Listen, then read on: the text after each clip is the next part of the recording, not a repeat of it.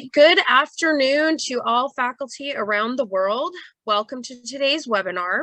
Please remember to mute yourself whenever you are not speaking. All slides and links referenced in the webinar will be sent out along with the recording in the March LC LITE Center monthly newsletter. We are ready to start this 30-minute session in which we will discuss the theory behind cooperative learning and the reasons why we should incorporate these practices in our classes. First, a short introduction of today's speaker, Professor Jodi Consten. Professor Consten is currently the program chair for the College of Education at Westcliff University. With 26 years of education experience, Professor Consten enjoys collaborating with industry experts to deepen learning, foster innovation, and transform leadership.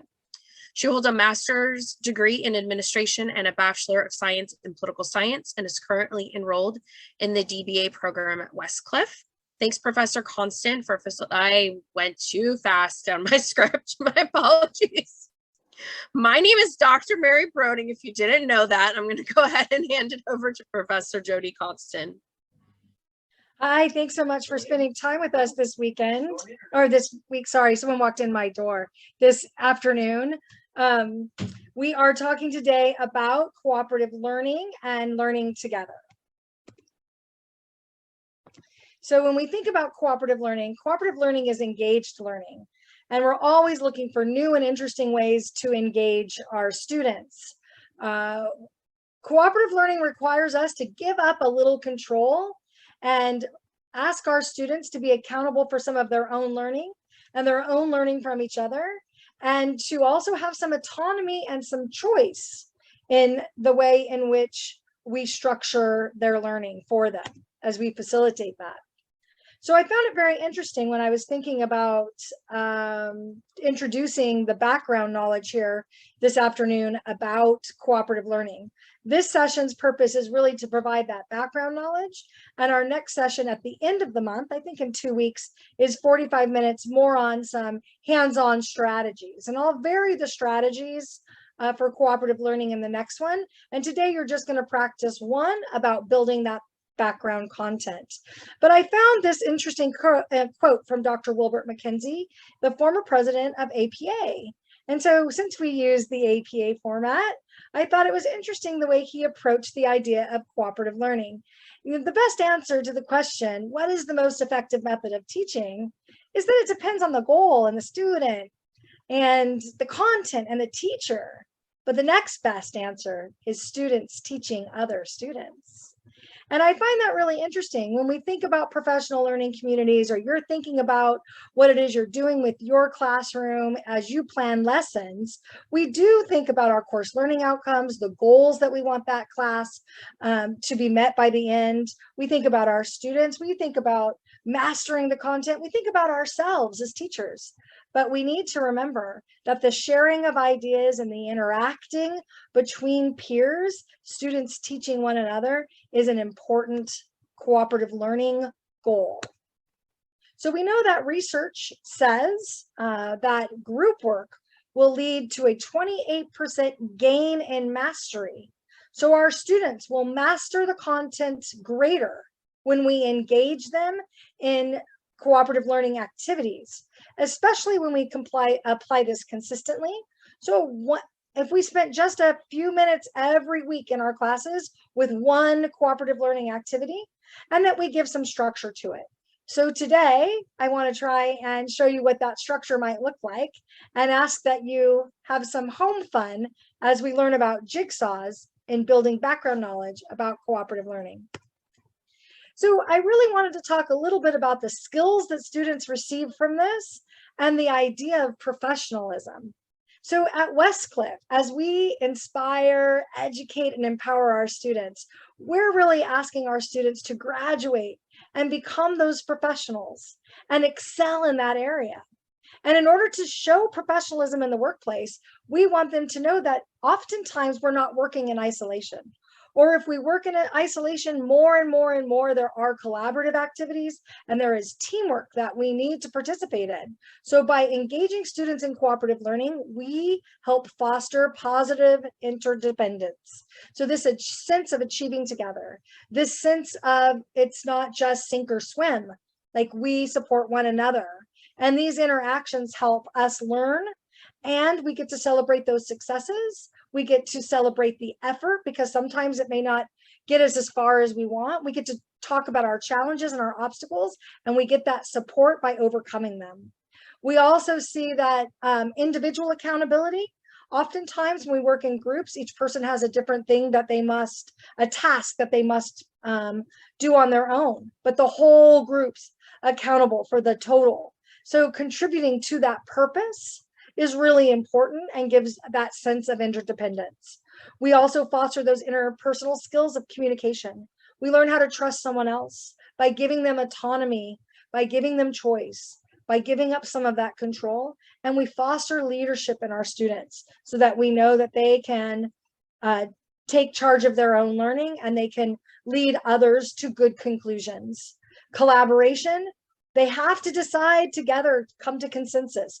Conflict resolution where we don't all agree, and decision making so that we can we have to make decisions in life and they need to make them themselves.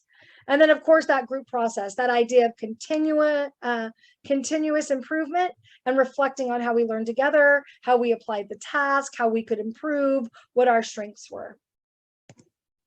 So I want to work smarter, not harder. I hope you want to work smarter, not harder. And to do that, we are all experts in various areas, and we all come with education. We've all put in that effort. We've learned what we need to learn for our degrees, but our students, they're here to learn that themselves. So why not make them work harder than us? And so to do that, we're going to work in a jigsaw where we work in teams. Each member of the team has a task individually to help the whole. And this allows us today to demonstrate our accessibility and our acknowledgement of new material. It also can be used with our students to review material, let them demonstrate how they master concepts, and it lets them engage in discussion more informatively, or debate perhaps their ideas and the ideas of others. So we're going to form 3 groups today. And in each group, we're going to have someone that thinks literally, someone that thinks inferentially, and someone that thinks abstractly. So as I approach my students, I try and make sure that every student, every class thinks at all 3 levels. Thinks sometimes a little too easy, that literal level where they can put their finger on the answer, it's in black and white. Thinking at that mid-level skill, making hypotheses and good guesses about what it is that we're learning, and being comfortable there, kind of knowing what it is they know. And then also thinking abstractly, making that highest, most critical level of thinking, and how do we connect that to our schema or our background knowledge and our personal experiences and apply that in a real world, authentic way today. So I have shared I'm going to stop sharing my screen here real quick. I've shared a link with Dr. Broding, who is going to share that with each of you in the chat. I put the link in the chat, and I also directed everyone to take a photo or a screenshot of the slide you had up for use in the breakout room. Does anyone need that put back up to take a photo of? Okay, Jodi, do you mind putting it back up for just a sec? Oh, yes. So let me share my screen. So we're going back to the PowerPoint. Mm-hmm. And you need me to show the screen with the jigsaw one. Yes, exactly.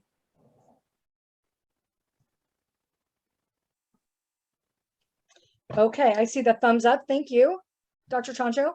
So I just wanted to show you very quickly, when you click the link to the article in chat, you're going to see here it's an overview of cooperative learning. So when you're put into a breakout room, if you're group 1, you're going to read an overview of cooperative learning. You're going to read the definition of cooperative learning, and then you're going to scroll all the way to the bottom. And you are going to read there it is, conclusions and summary. So those are the 3 sections that you will read in group 1. The first 2 and the very last.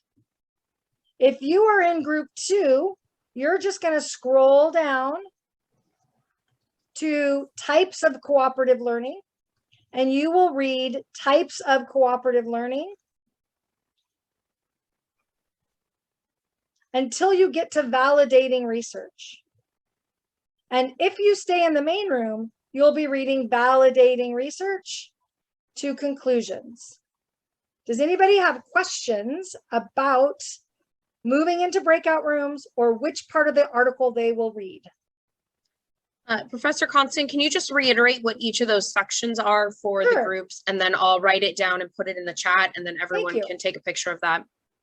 So group 1, you will read an overview of cooperative learning, the very first section, and the second section, definition of cooperative learning, and the last section, summary and conclusions, all the way at the bottom. Okay, one sec here. Group 2.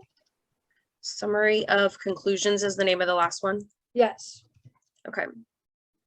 Group 2, you'll read types of cooperative learning, and you will stop reading at validating research. And the group that stays here in the main room for the purposes of our recording today, we will read validating research. When you get into your breakout room, I would like for you to, in group 1, and each group I would like for you to number off 1, 2, or 3. Number off 1, 2, or 3. And if there's more than 3 people in a room, which there will be, just keep numbering 1, 2, 3, 1, 2, 3. The ones in the group will find quotes and think literally. The 2s in the group will think inferentially and draw conclusions.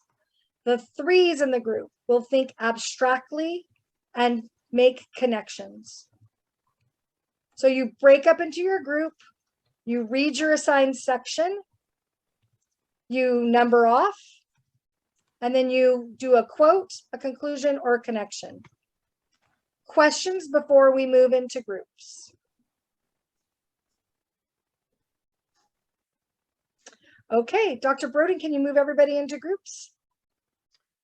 Okay, one second. I put the reading instructions in the chat, so please take a photo of that or copy and paste it somewhere. And I'm going to assign manually here really quickly, so we have, I guess, as equal numbers as possible in the 2 breakout rooms and then in the main room here.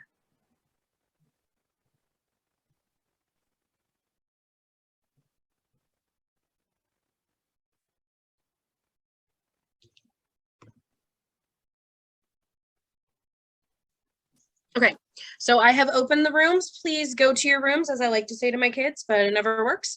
And then those of you who were not assigned a room, you will stay in the main room.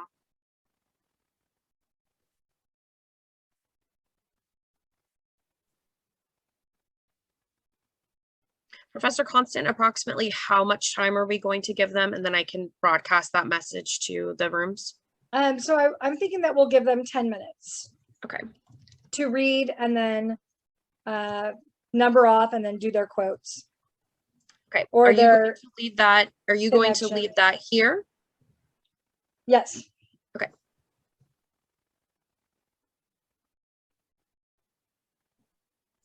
Everyone is where they should be, so feel free to get started. So if you're here in the main room, if you want to go ahead, and we are reading the validation of research.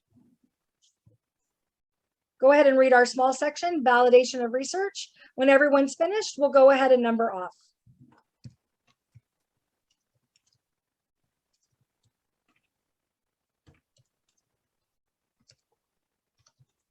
Oh, sure thing. I can put the slide back up.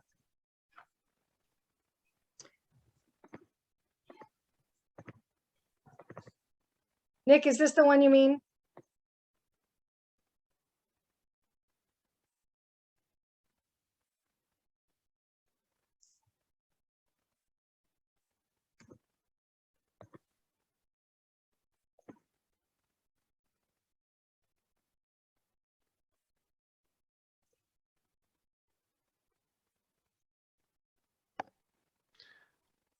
Jodi, Yes.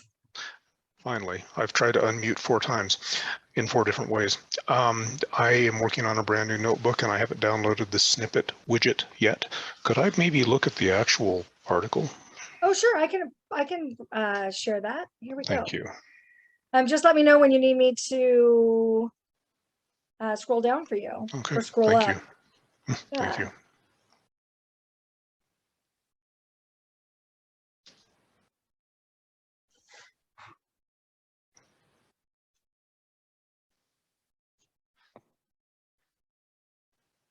Have we numbered off yet? No, once we finish reading, we can go ahead and number off.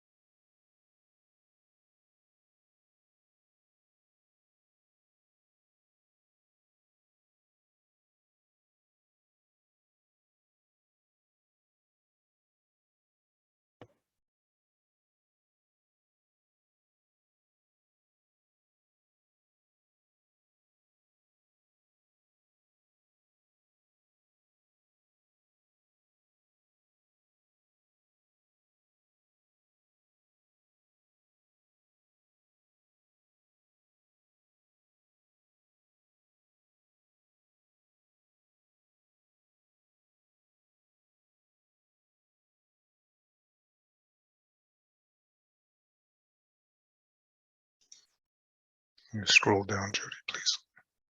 Thank you.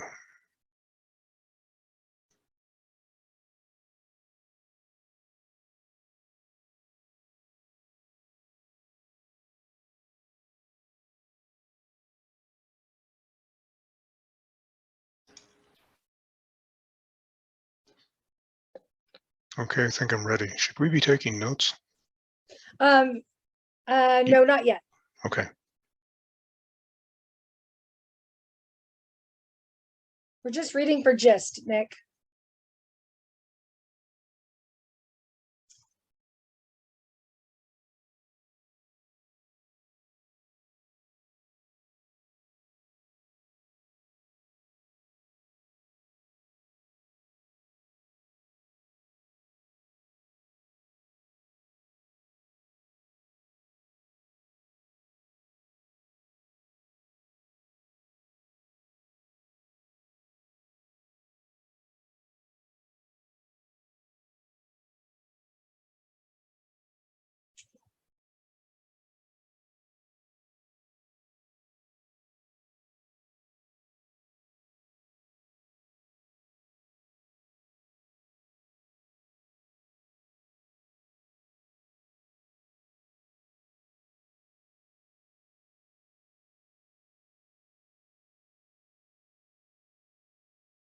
Nick, you need me to scroll? Yes, please.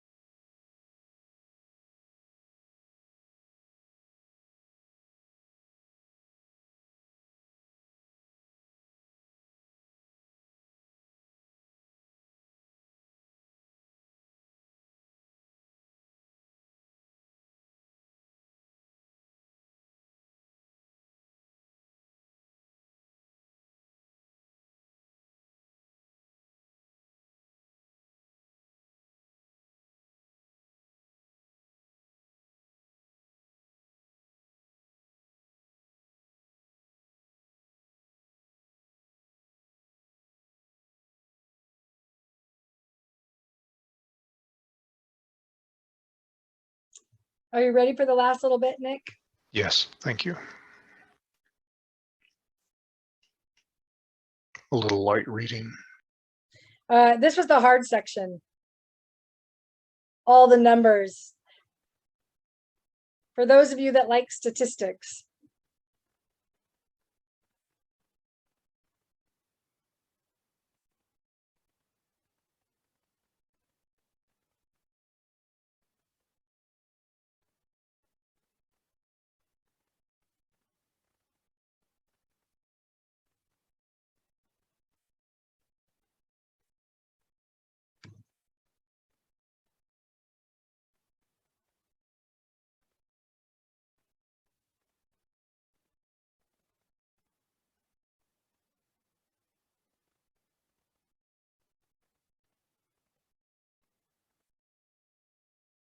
Are we ready to number off? Yes? Okay. So, Mary start 1, Dr. Almarine 2, Nick 3, Professor Masavi 1, Dr. Jenin 2. And then I'll be a 3. So Mary, you're going to find a quote. Dr. Almarine, you're going to draw a conclusion. Nick, you're going to make a connection. Professor Masavi, you're going to pick a quote. Dr. Jenin, you're going to draw a conclusion, and then I'll pick a connection. Okay?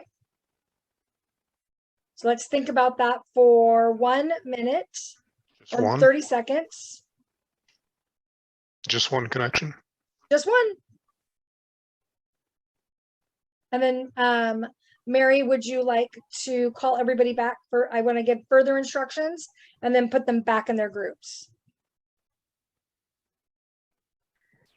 Yes. So you want me to call them? I can call them back now.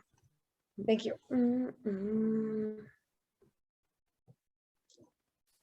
Professor Jodi, just for clarification, Yes. my role in the conclusion, right?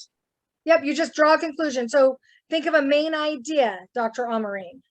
Of the conclusion. Like, All the parts of the conclusion, the first, second, third, fourth. You just pick one thing that you want to draw a conclusion about. One thing that stands out to you. Okay, thank you. Yeah.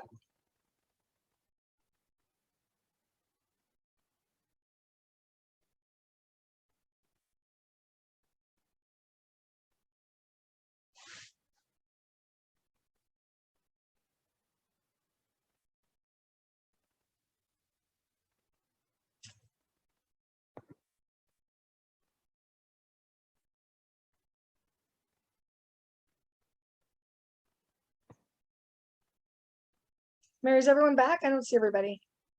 Oh yeah. I see they're Like coming back. now. Is Yeah. this everybody? Yes. Awesome. Okay, so now we're going to teach each other what we found out.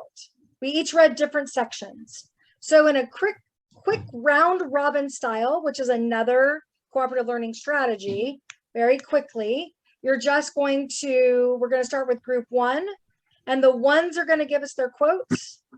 The 2s are going to give us their inferences. The 3s are going to give us connections, and then we'll move to group 2. Okay, so in group 1, who was, I need a number 1. Group 1. I was. Hi. Hi, thank you. Would you Hi, please this give us is your Hazan. quote?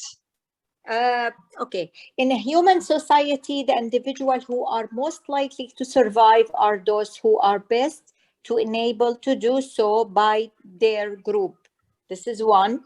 And there's another one, I cannot remember it, but it was saying, you learn by teaching others. You learn more by teaching others, which is, we agree with this 100%. A lot of time we don't know much about something, but by teaching it, we learn a lot. And that's great for students when they teach each other. Sorry, I cannot remember the quote. I didn't write it. That's good. Okay, is there another number 1 in that group? No, I was number 2. Okay, number 2, draw a conclusion. Right. So I'm drawing conclusions. The conclusions is that with the cooperative learning, individuals seeking to learn from others and to teach others are more beneficial to the group as a whole and the group goals. And it really promotes that social independence, where interdependence, where we all rely on each other to grow as individuals. And, you know, like Dr. Hazara said, was teachers or students teaching each other just redefines and strengthens those learning objectives. Okay, great. And then at number 3, do we have a connection? We do have a connection that this cooperative learning is part of an evolutionary process, and the next evolutionary step from this could be a flipped classroom model that we evolve in from interaction to more getting their actions and their response rather than just a between the faculty and the student. Thank you, Professor Gatlin. And then in group 2, can I just have one person, we're running out of time, may I have one person share the quote? Well, I don't know if I was group 2 or no, which group I was, but I was number 1 in my group. So perfect. Dr. Sham says, share, please. Okay, so let me read the quotes here. The first one: without the cooperation of its members, society cannot survive. And the society of man has survived because the cooperation and cooperativeness of its members made survival possible. So that was Thank you, Dr. Shamsa. In group 2, do I have a number 2 who would like to draw a connection? This is me, right? Group 2, draw a group connection. 2. No, he wasn't in our group. In group 2, I was number 2, and I thought I was doing inferences. Perfect. Yes, Dr. Sher. Yes. Yeah, in informal cooperative learning, my inference is that positive synergies will develop. Oh, I love that, positive synergies. And then in group 2, who had a connection? I think Dr. McCoy had it, right? I'm going to take a stab at it. Solving problems and discussing the nature of concepts being learned, taught by teachers, and knowledge to the class, connecting past learnings, and promoting learning face-to-face with members. Thank you so much. Thanks. Okay, group 3, do I have someone that has a quote? And number 1? I'm not certain that I was in group 3, but I do remember you that were. I was number 1. You were in group 3, Professor Vasadi. Overall, cooperation tends to promote higher achievement than competitive or individualistic efforts. The numbers are listed there. The quote is also listed in the chat. The impact of cooperative learning on achievement means that if schools wish to prepare students to take proficiency tests to meet the local and state standards, the use of cooperative learning should dominate instructional practice, and the references are listed below. Thank you. And then group 3, number 2, maybe Dr. Amareen?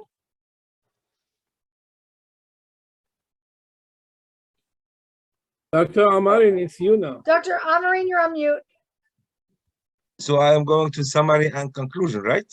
Perfect.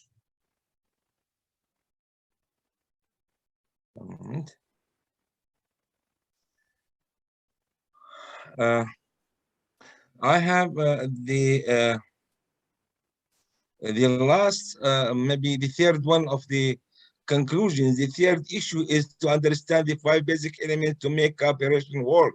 There is nothing magical about putting students in groups. Students can compete with the group mates. Students can work individually while ignoring group mates, or students can work cooperatively with group mates. In order to structure cooperative learning effectively, teachers need to understand how to structure positive interdependence, individual accountability, promotive interaction, operative use of social skills, and group processing into learning situation.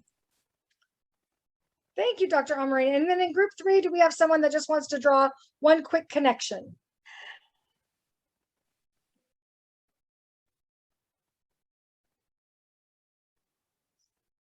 So as I draw a connection between the article and what we learned, I felt a lot of positivity about providing students the opportunity, and the research and the statistics prove that cooperative learning is encouraged amongst ourselves as professors and for the benefit of our students and their professionalism. So I'm just going to go back very quickly to our PowerPoint and end as I share my screen one last time. And you will notice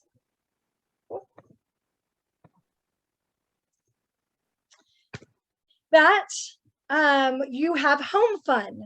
In my class, I never called it homework. I called it home fun. So as we come back in 2 weeks in the end of March, please practice a jigsaw with your class, reflect on it, and share your successes or your challenges.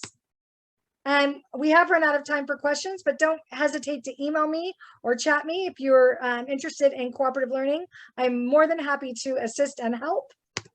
And we don't want you to forget, in 2 weeks on the 31st, we will come back and we will learn more about the actual strategies and less about the background.